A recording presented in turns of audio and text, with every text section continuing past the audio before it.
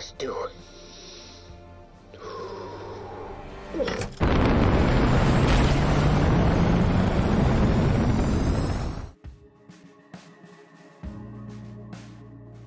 What's up, everybody? This is Jeff Tippler, callsign Tips, from 10-Minute Movie Reviews. Today, we're going to look at Top Gun Maverick, and I'll let you know if it lives up to the hype. And there's a lot of it. So let's get into it. First of all, I have to say I was a big fan of the original Top Gun movie. This movie, Maverick, is a great tribute to the first film, with just the right amount of nods and references to the classic moments that made the original so iconic. Maybe I'll cover the original movie in a future video. Let me know in the comments if you'd like to see that. Top Gun Maverick takes place 34 years after the events of the first Top Gun, with Tom Cruise reprising the role of the hotshot fighter pilot Pete Maverick Mitchell.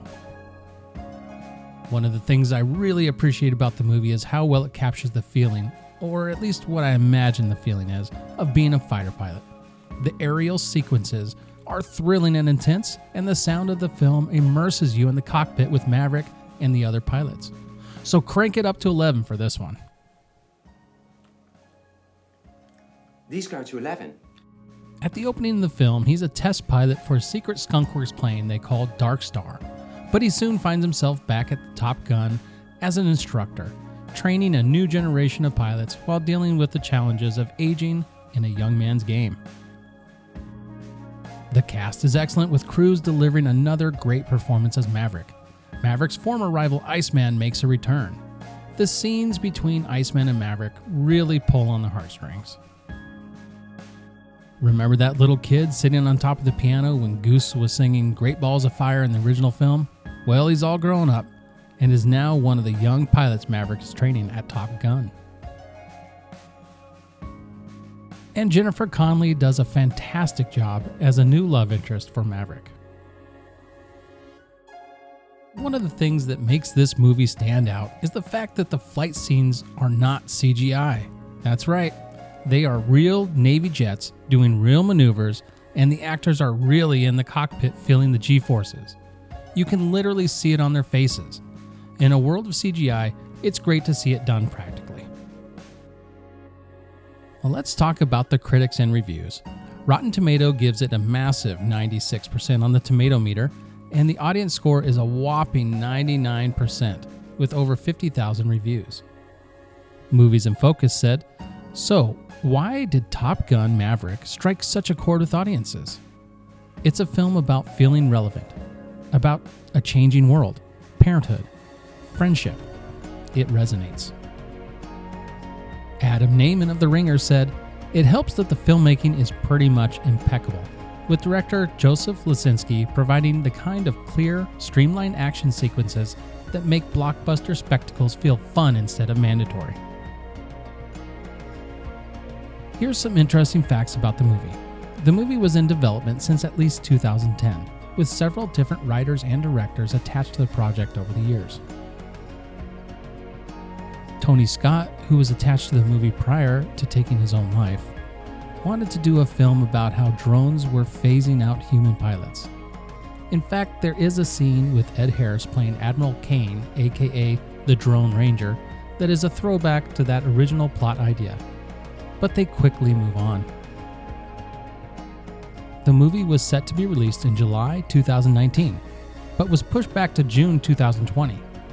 Then to December 2020, and finally to May 2022 due to the COVID-19 pandemic. The movie has been described as a tribute to the U.S. Navy and its pilots. The filmmakers worked closely with the military to ensure accuracy in the portrayal of fighter pilot culture and training. The movie's official trailer, released in July 2019, was viewed more than 110 million times on YouTube. In the age of streaming platforms and movies being released directly to streaming services during the pandemic, Tom Cruise refused to do this and instead said, "We'll wait it out." The movie was the top grossing movie of the year by a long shot. Good call, Tom. Steven Spielberg has said that the movie saved the movie business by preserving the theatrical experience and encouraging audiences to return to cinemas when it was safe to do so. Finally, much like the first movie, they never say who the bad guys are, just that the target is an unsanctioned uranium enrichment plant built in violation of multilateral NATO treaties, and that it's a rogue state. Now let's talk about the performances of some of the bigger names in the movie. Tom Cruise is, as always, excellent as he effortlessly slips back into the role of Pete Maverick Mitchell, a hotshot pilot with the rebellious streak and a heart of gold.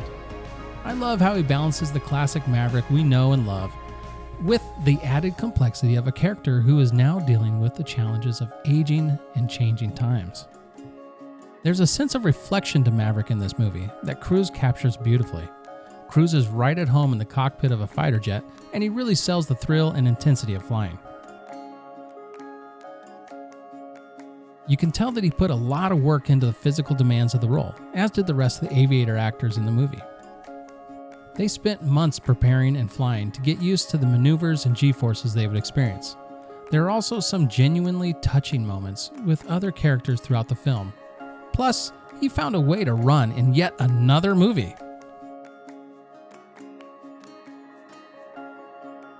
Miles Teller portrays the character of Bradley Rooster Bradshaw, the son of Nick Goose Bradshaw, Maverick's former backseat co-pilot.